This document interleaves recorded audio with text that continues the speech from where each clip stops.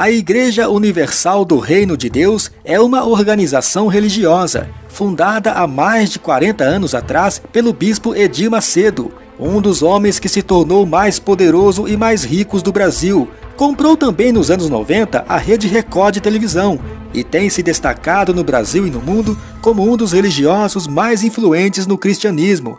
Eu estou pouco me incomodando que haja inimigos, que cresçam os inimigos, que falem, eu deixo de falar. Mas essa igreja do Edir Macedo é mais uma daquelas que tudo que acontece nela gera polêmica.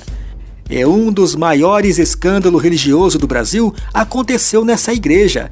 Tudo protagonizado por um pastor que resolveu em pleno feriado de 12 de outubro desferir ataques contra a Igreja Católica. O famoso episódio do chute na Santa, que em 1995 ganhou grande repercussão nacional.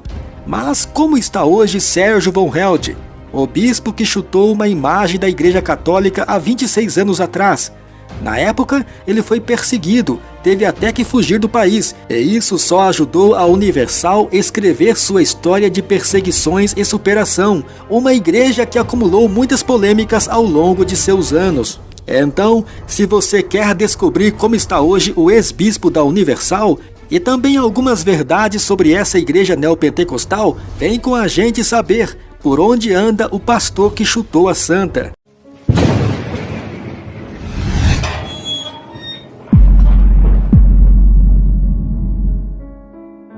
Há inúmeras polêmicas relacionadas à carreira de Edir Macedo. Como o nosso tempo não dá para mostrá-la todas, vamos relembrar as maiores polêmicas que mancharam sua carreira. 1989. E começaram em 1989, quando ele comprou na época a falida TV Record. Não demorou muito e o bispo foi acusado de ligações com o narcotráfico colombiano, lavagem de dinheiro, formação de quadrilha, sonegação fiscal, estelionato e muitos outros crimes. E pasmem, ele nunca foi condenado criminalmente. Será que o Deus desse homem é forte mesmo que o inocenta, mesmo contendo provas?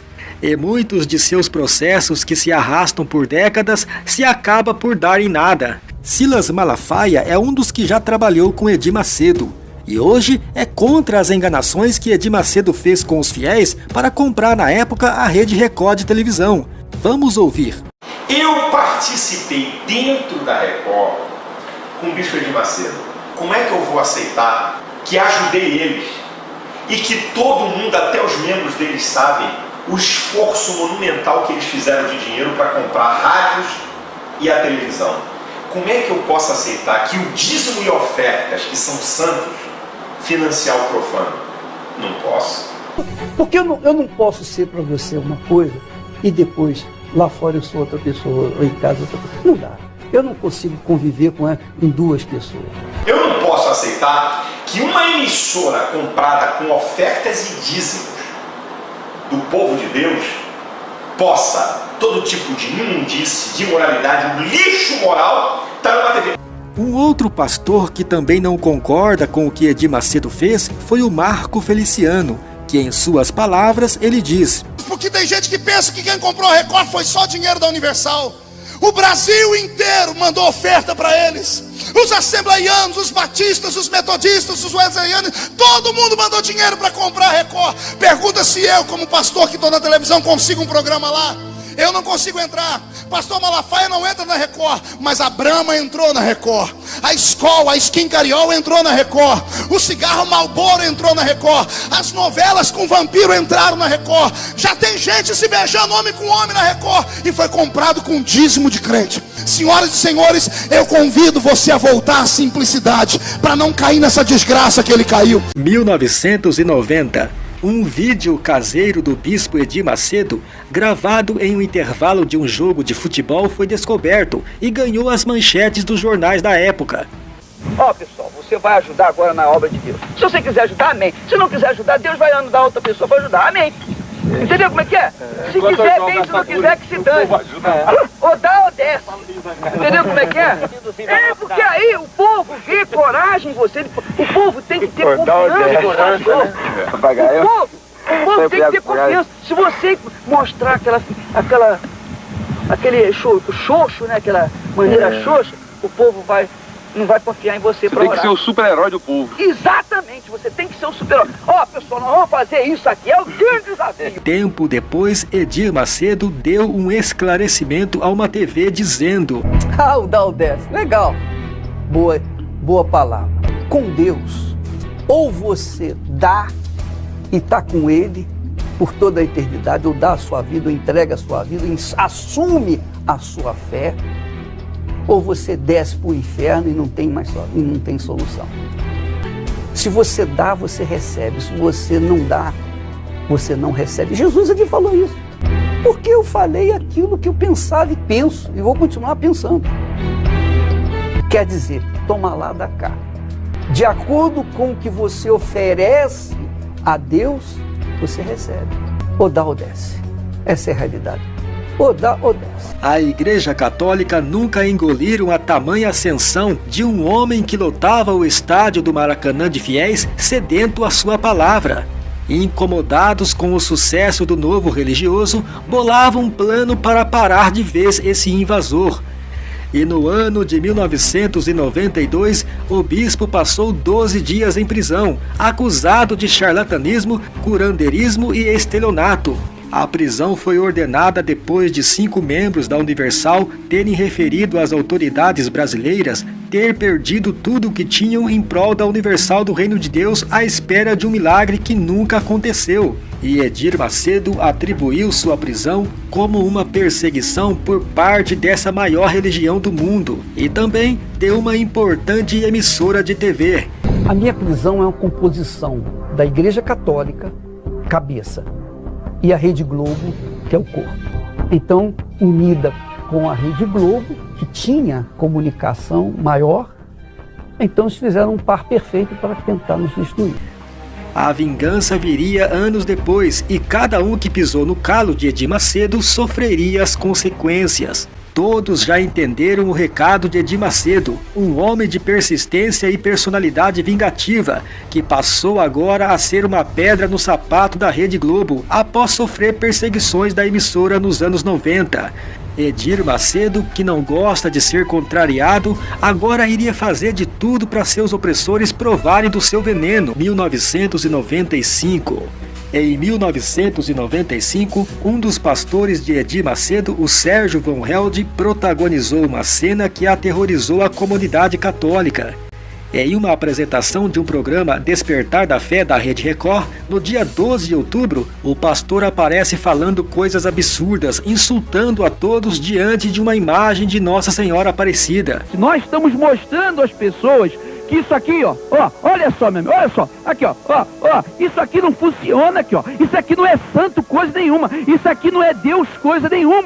E como se não bastasse ainda, esmurreia e chuta a imagem da padroeira católica dos brasileiros. Será que Deus, o Criador do universo, ele pode ser comparado a um boneco desse tão feio, tão horrível, tão desgraçado? Segundo ele, era para provar que se tratava de um objeto.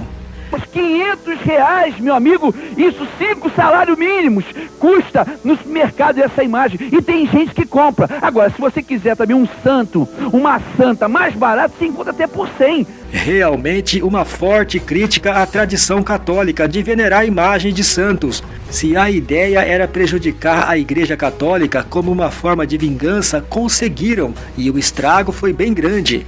Pronto, os meios de mídias da época repercutiu a notícia do pastor da Universal que chutou a santa, e Edir Macedo precisou vir a público pedir desculpas aos irmãos católicos.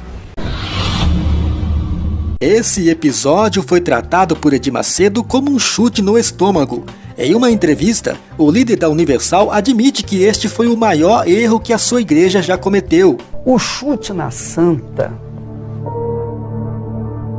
foi um chute no estômago, para não dizer num lugar mais baixo. Aquele chute foi a pior coisa que aconteceu dentro do trabalho da Igreja Universal. Porque não é o nosso estilo agredir religião de ninguém. Nós temos a liberdade de crer na palavra de Deus. E nós exigimos respeito para conosco. Ora, se nós exigimos respeito para com a nossa crença, para com a nossa fé, nós temos que ter respeito para com a crença alheia. Eu condeno o ato não só de chutar a santa, ou mesmo falar de qualquer outra igreja ou religião. Depois de muitas críticas, pressão e perseguição sofridas pelo ato, Von Helder foi enviado aos Estados Unidos e para países da América Central. Segundo a reportagem do jornal Folha de São Paulo, ainda em 1995, Von Helder lançaria um livro que se dizia não ter sido ético ao tocar na santa. Ele não nomeou os ataques como chute, mas as imagens deixam claro que ele de fato chutou a santa. No dia 30 de abril de 1997, o bispo da Igreja Universal foi condenado a 2 anos e 2 meses de prisão por ter chutado a santa em 1995. Decisão essa dada pelo juiz da 12ª Vara Criminal de São Paulo, Rui Alberto Leme Cavalheiro. Mas por ser réu primário, Sérgio Von Helder poderá apelar contra a condenação em liberdade. Segundo o site UOL, em 2009 a pena contra o bispo acabou sendo reduzida, isto é, foi convertida em uma multa que hoje estaria em torno de R$2.000. Hoje, Sérgio Von Helder e sua família vivem nos Estados Unidos e não mais trabalha para a Igreja Universal. Inclusive, no ano de 2014, Sérgio Von Helder voltou para o Brasil e ainda publicou o livro sob o título Um Chute na Idolatria. Para muitos, mais uma vez ataca a Igreja Católica. Tentando o anonimato depois das perseguições dos seus ataques e por receber muitas ameaças, morando nos Estados Unidos, atualmente ele grava vídeos de pregações em suas páginas na rede social. E também ele não está vinculado a nenhuma igreja. Quantos são os pastores, quantos são os líderes, quantos são os sacerdotes que estão omissos diante do pecado, diante da mentira? Hoje no Brasil comemora o dia da padroeira Aparecida, é o dia da idolatria. Se comemora o dia das crianças, que é um feriado satânico de Cosme e Damião. E o que os pastores estão fazendo? Eles não falam da idolatria, eles estão fazendo festa para criança, e eles não falam da idolatria. Quer dizer, tem a verdade, conhece a verdade, mas para não agradar, para não desagradar. Não, o homem de Deus, a mulher de Deus, sobretudo tem que ter posição, porque os filhos do diabo têm posição. Os filhos do diabo, eles falam a mentira, eles falam que vão seguir o diabo com força, com prepotência, eles falam de uma maneira que todo mundo acredita, que todo mundo apoia. Precisamos ressaltar que, embora os evangélicos não acreditam, não veneram e não adoram imagens de escultura, mas também é importante não compactuar de forma alguma com qualquer vilipêndio contra a fé alheia. Oh, glória! Oh, Senhor, meu Deus! Oh, que o teu nome seja glorificado, Senhor! Porque, independente de qualquer coisa, apesar de tudo, nós somos irmãos em Cristo Jesus.